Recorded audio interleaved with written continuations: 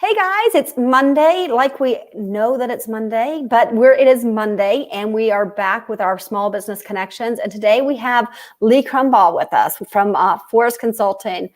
Lee and I have done a lot of work together and have known each other for 4 or 5 years now since you moved from Chicago. 4 years. Yeah. So can you tell me, Lee, to tell everybody what you do and why right now is really important for other small businesses?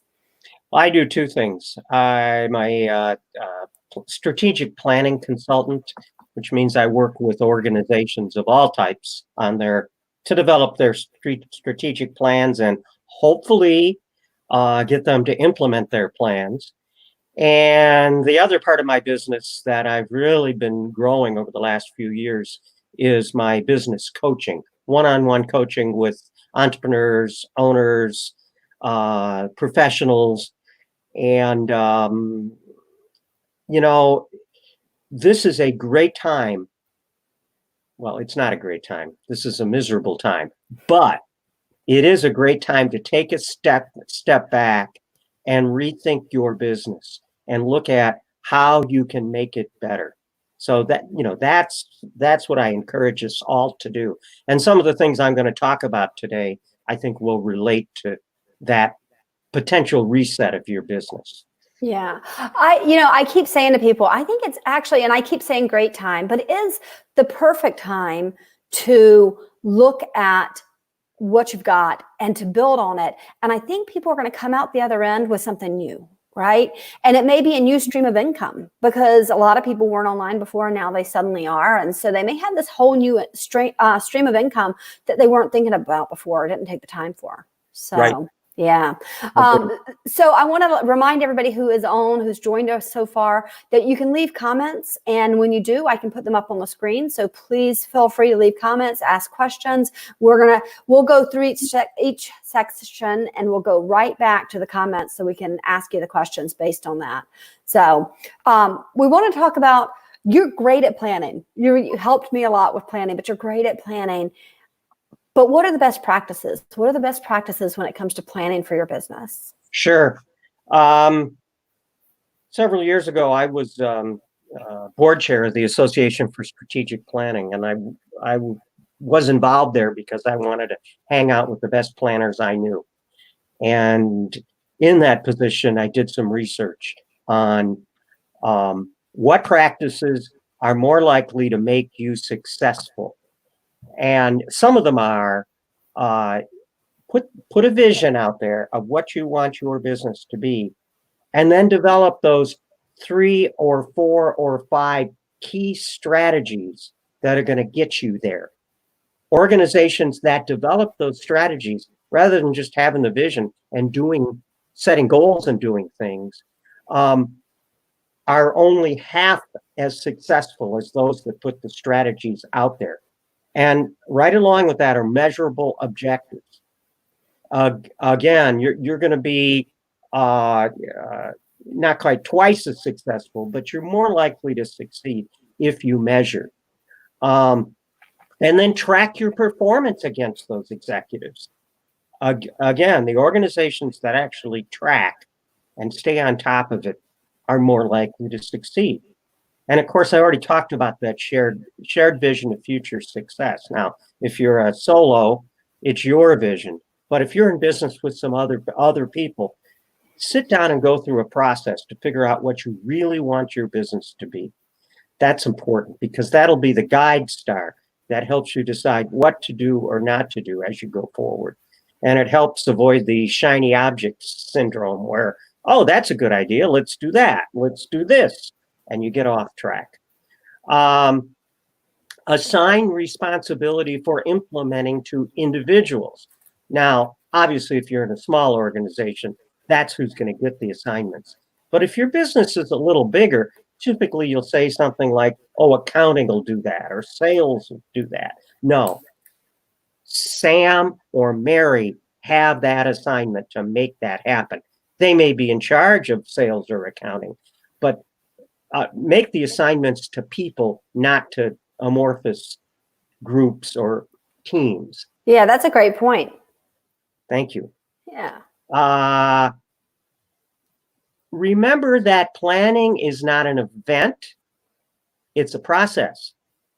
And those folks that treat it as a process and as part of their planning process, plan when they're going to do the next updates and when they're going to review progress and build that in, are more successful than those that say, oh, now we have a plan, let's try and implement it. No, it's a process. You keep it rolling over time. When you plan, don't just pay attention to what you want to do, but look at the external environment and try and figure out what's going on, what others are doing, what opportunities are out there. Don't plan in a shell. Don't lock the door and not think about the outside world. People who do an environmental scan, as we call it, are more successful. I've got 3 more. Awesome. Actually 2, because I already talked about updating the plan and reporting on the plan as part of the ongoing process. But be sure to report plan performance to others on your team and even to the external environment. If you want to be more successful, you need to be accountable. And one of those accountabilities is to say, hey, here's where we are. Here's where we're falling short. Here's where we're making progress.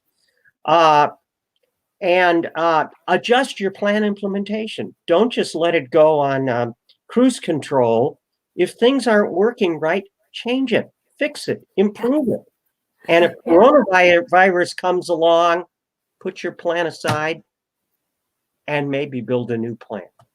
Yep. And actually, I was just talking to somebody about that the other day, that, that's the way we've always done it, isn't the answer.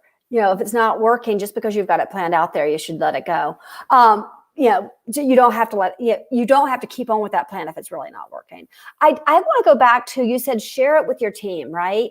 And you said, but if you're a solopreneur, you have to, it's your own. But one of the things I have found, and I love, I think I learned this from you, but I share it with my family. Right? I share it with my husband, and Zane is the one who's home, but I talk about this is what my plan is. This is how I'm going to do it, because that way I have somebody to bounce that off of, but also somebody who's holding me accountable for what I said. This is what we're going to do. And this is where we're trying to take the company. Right. Right. So, Ann, you and I are both iron people, Iron Man. Right. And I've learned over years of racing is that when I set a goal, I announce it publicly. Right. Because then others can help me be accountable to that goal. And when they say to me, how are you doing on that? Ooh, I better stick with it because my name's attached to that. It's that same principle. Right. So right. Exactly. Solo, announce it to your spouse or your best friend or some business confidants and have them help you stay on task. Yeah. So I want to talk about decision making, and for me, we've talked about this before, that I have a tendency to make a decision and move very quickly. But I know there are people who, I have a friend actually, Lakia, and she has set this new rule for herself where she has to make a decision and she's like 5, 4, 3, 2, 1, make it. Right. So tell me what the best practices are for decision making. So, I am more than 4 years into writing my book on how to make good decisions and why we don't make good decisions. And we don't make good decisions because we are wired in a way to take mental shortcuts. We have this fight or flight syndrome where we want to do things very quickly. And for big decisions, that does not serve us well.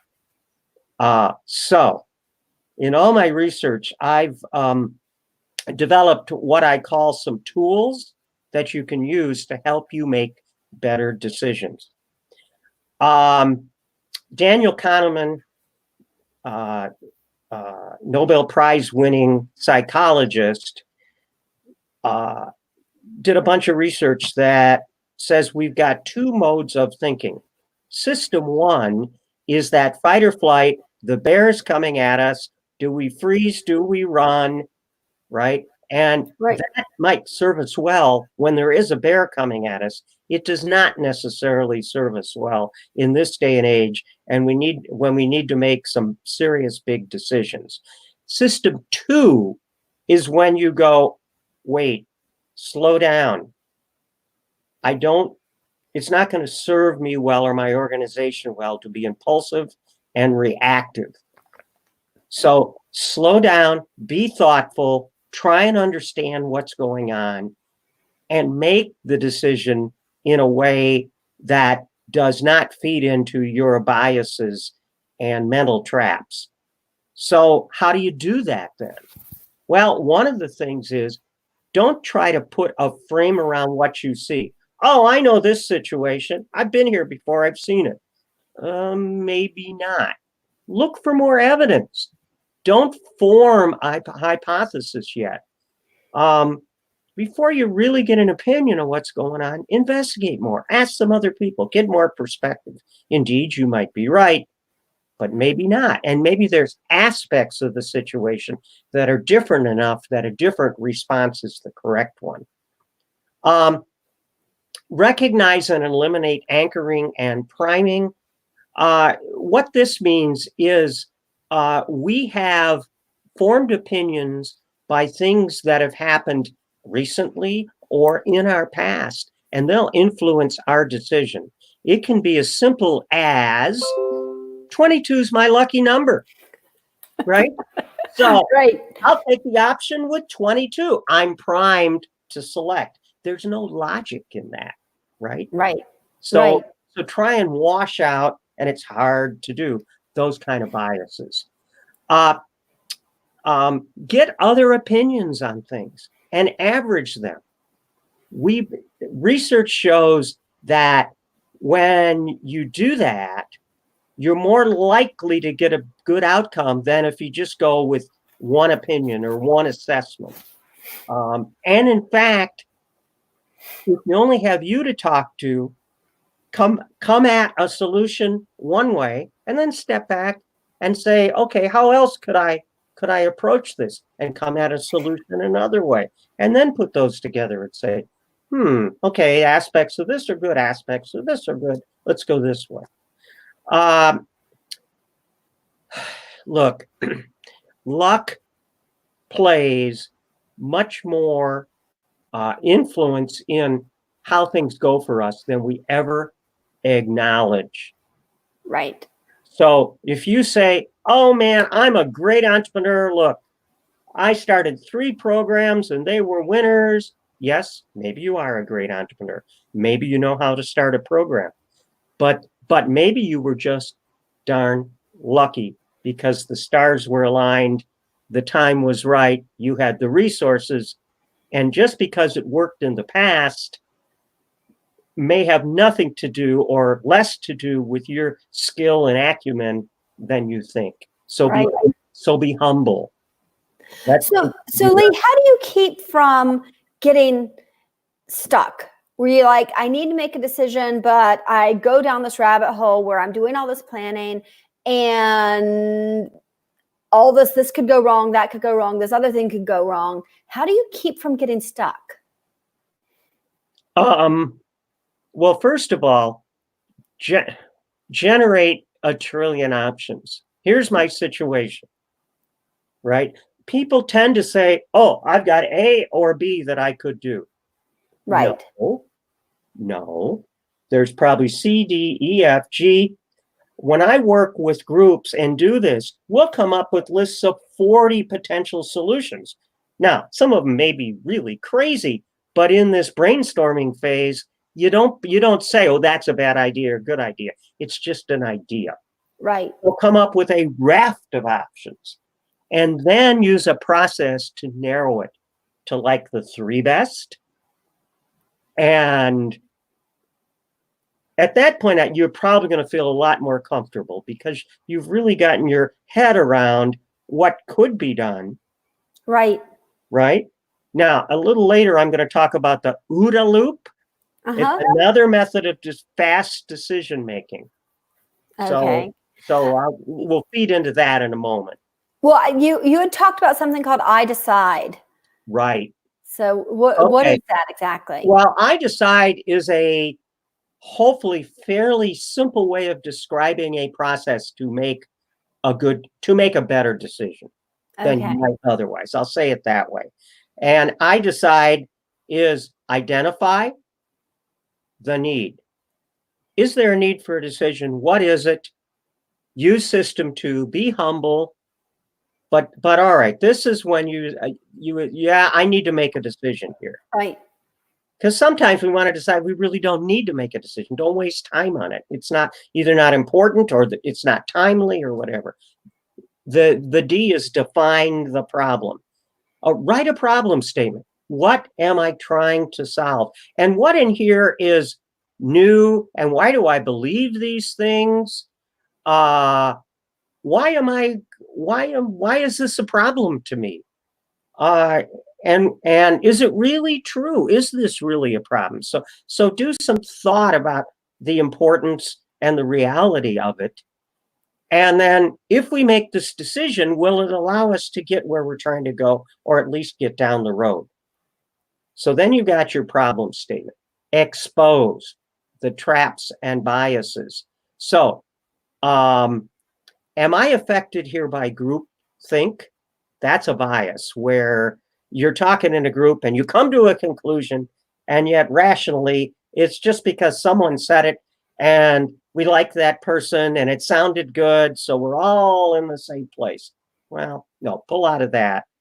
Groupthink is a bias. Sunk cost is a huge bias where what we've done before, invested a lot of time, money, energy, prestige in something, is affecting what we're going to do going forward. That's a huge bias because we don't want to abandon things that aren't working well. We want to deal with sunk cost, what's already been spent or invested, as opposed to dealing with opportunity cost, which says, hey, what's the best thing I can do now, forgetting the past? Right. And that's a tough one, but that's a huge reason we make bad decisions. And so on. I can't spend time on all the traps and biases, Right. but you need to consider whether you're doing straight logical thinking and you're not being overly influenced by emotion and the past and habits and all of those things. Then challenge the evidence. Okay. So when you're thinking of courses of action, don't just ask the group, well, what do you think we should do? Ask the group to write down on a Post-it note or something what they think should be done without talking to the other people. Because the minute you start the discussion as a group, your interpretation, how you handle the evidence and what you might do gets colored by the group. So start out with individual views, then discuss those. And then you can go through that process I already talked about. That's a great idea. I love that. Yeah. And, you're trying to forecast, you're trying to average, you're trying to aggregate views, and so on. You're going to analyze. That's the interpret part. And then the determine the best course. All right, what do we really think we should do? And then if we do this, how's it likely going to go? We're assuming that it's going to cost X to do this. What if it costs Y? Will this still work? So you're trying to test your decision. Conduct a pre-mortem. A pre-mortem's a great thing. If we were sitting around the table a year later and this hadn't worked, what likely would have caused it not to work? In a post-mortem, you're talking about what didn't work. But when you do a pre-mortem, it exposes the risks and you can perhaps deal with those. Oh, maybe we need a bigger line of credit. Maybe we are putting too much work on one person, whatever. And then execute the decision. It means nothing if you don't execute it. So I say commit to a third party. Do it in small bites, not a huge bite. keep that vision up front, because that's keeps you on the road. Right. And so, okay. Anyway, that's I decide. That's great. That's great. I want to remind everybody that you can ask questions, leave comments on Facebook or Instagram, or I'm sorry, Facebook, Twitter, or YouTube. Those are the three we're live on right now. You can leave a comment. We should be able to see them and share them, and Lee can answer the questions that you have. So please feel free to do that. I want to talk about this one that I had to ask you how to say it, the ODA Loop. ODA Loop. We planners have a lot of tricks or processes in our pocket. And in a time of great change, ODA is a form of planning that might make sense to some organizations. So I pulled this out of my bag. I've made a couple presentations on the ODA Loop. There was a U.S. Air Force fighter pilot in the Korean War named John Boyd, and this guy was really good. And he wound up teaching the U.S. Air Force and then the U.S. military a decision-making process originally that he used, but it's got a lot of rigor around it, and any of us can use it. So what does ODA mean? It means observe, orient, decide, and act. So it's a decision-making approach in which you filter whatever information is available. You put it in context. What does it mean? Then you quickly make what you believe the best decision is right now, and you act. And the important thing is, then you reiterate that. After you act, what's changed? What's out there? What does it mean? Oh, maybe we have to make a different decision or adjust our decision. And then you act, and you keep repeating the ODA loop: observe, orient, decide, and act. So that seems like something that'll come in really handy if you have to make a decision relatively quickly. I'm thinking as a pilot, something goes wrong and you have to observe. What did you say? So you observe, you orient, you decide, and you act, right? Because you're going to have to make those decisions quickly sometimes. Right. And for fighter pilots, but it also works in the business competitive environment, you want to respond quicker than others might in the same situation. You want to get inside their decision loop. So think about when Apple introduced the iPhone, nobody had put together a device that did what the iPhone did, right? It had an iPod with touch controls, a mobile phone, and an internet-enabled device. And that totally set the competition on their ear. Yes, exactly. Well, and it took, what was it, the BlackBerry, it turned it, it was close, but this took it to a totally new level, and it blew them out of the water. So Apple is a great example for a company that, whether they call it the ODA loop, they really are doing that. They're constantly reiterating, looking to make improvements, and sometimes come up with these gems that totally disrupt the market or create a whole new market. Right. So, if it's good enough for Apple, it's probably good enough for us, or for me anyway. Well, I have to say, there's a social media person in me is thinking, you really need to create a graphic for that, Lee. Well, I do have a whole presentation for it, but yes, one graphic would be good.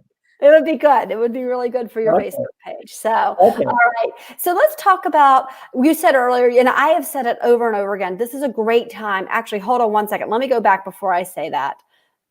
We've got, Vince just said, observe, orient. Let me show you. Observe, orient, decide, and act. Is that right? That is correct. ODA. Yeah. So Vince is over at Chimney Tech. Do you know him? I don't know that we've met. Yeah, so there's a lot of rain outside today. He should. He's probably going to be busy because leaky chimneys are a huge thing for him. So if you guys know him, give him a ring over at Chimney Tech. This is my hard time. I have a hard time getting them off of there once I put them on. All right. So you said it earlier. You said that it is it's a great time for, right? And we don't want to say that because it's not a great time. People are dying and people are sick and people are alone. And, we do burgers and bands for suicide prevention. So that loneliness is a huge thing that we're seeing right now in our followers and in people that we know. But it is the perfect time to do more for your business. It's the perfect time to focus on your business. What do you think is the positive that's come out of this time? Well, I think some of us have been using video conferencing and so on for a long time. I certainly have. I used to be a trade association executive and also my role with the Association of Strategic Planning. So we'd be on these kind of discussions and calls all the time. But I know for many people, this is really their first foray into using video to connect. And frankly, it makes a ton of sense. I think, and my commercial real estate friends aren't going to like this, but an awful lot of time spent in offices is maybe not the best investment for most of us. I value the human physical connection, but frankly, I'm more efficient in this environment. Right. And slowly, I think we're getting better even at doing one-on-ones and meetings. So if coming out of this, more folks are comfortable working this way, it definitely is a more efficient method of work. Yeah. And somebody mentioned to me the other day, Patty, I never can say her last name. Oh, starts with a D. DiMichelli? DiMichelli. DiMichelli. There you go. So she said that we have these connections that are deeper when we're online, when we're doing it face to face. So Zoom, through a call, maybe not so much, but through Zoom or something, we're actually face to face with somebody, even in the one-to-ones, but even in the ones where you have several people in it, you have this opportunity to connect with them at a deeper level than you do where you're at a networking event with 50 other people and it's loud and you're not actually talking about things that, you're not necessarily going as deep. Right. But I will say the physical one-to-one, when you're in a coffee shop or some other comfortable place, and you can spend an hour, seeing all the body language, that to me, I don't want to lose that. Yeah. That is so powerful way to connect. Right. Actually, it just occurred to me, one of the other things though is I have more time. I'm very busy, but I have more time because I'm not driving places. Exactly. That has been really nice. That's been really nice. That's all right. So what I mean by the efficiency. Yes. Yeah, it really is very helpful. All right. So what's your one piece of advice to business owners? And it doesn't have to be coronavirus related or social distancing related. It can be anything. What's your biggest piece of advice you want to give to a business owner? Find and talk to your friends. They're going to center you. They're going to reduce your anxiety. You're going to feel better if you can help them a little bit. I mean, we can sit here and stress about our businesses all day. And for some of us, we've got a lot of time to do that. Right. I think it's smarter to pick up the phone or hook up on Zoom and talk. I want to go back over here. I want to say something real quick. So Vince, he's a client, but he's become a really good friend. And I can count on him to call or text or email and say, hey, how are you? And he knows. I mean, he said to me the other day, he sent me a message and he said, Ann, you check on everybody else. I've seen you checking on everybody else. Who's checking on you? And that's a really nice thing. I'm really lucky to have Vince in my life. I've got a lot of great people, but he is one of them. We have a message from John, speaking of good friends.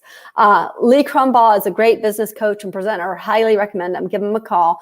And he's got your phone number there. So 630-730-9619. I want to go back to here because we were going to say that.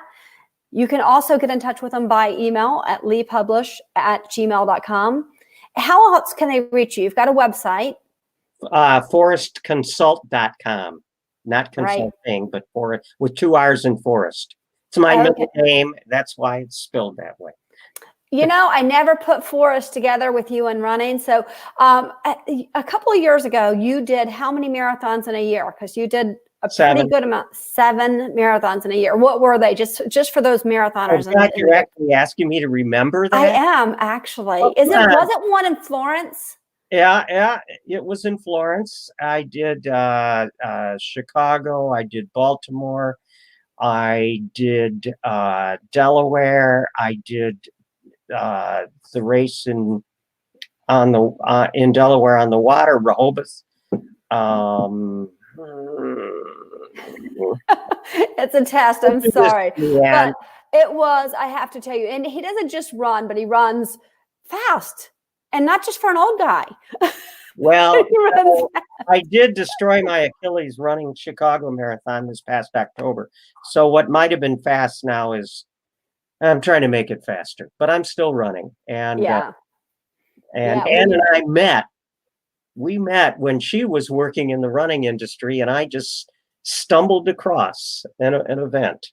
Yeah. I got and I say that to my kids all the time. I'm like, don't be shy. Talk to people, because you never know who it is you're going to meet and how they're going to change your life, or how you're going to change their life. You just don't know. So we make a point of that in our family. So let's talk about tomorrow. I've got Jessica Cokes coming on, and she's going to talk about creating. This is something I always ask, what do you guys want to talk about? And she said, I want to talk about how you can create a sales force that you don't have to pay except for when they deliver. And so she wants to talk about creating an affiliate program for your business, and whether that's for your whole business or creating an affiliate program that will go for, like we talked about. I'm starting a new program myself called ASMM Digital Campus. And she's like, well, you can start an affiliate program. And when they bring somebody to you, you can give them, a little bit of a referral fee, and that works out. And I'm like, that is an amazing idea. So we're really excited about seeing her tomorrow.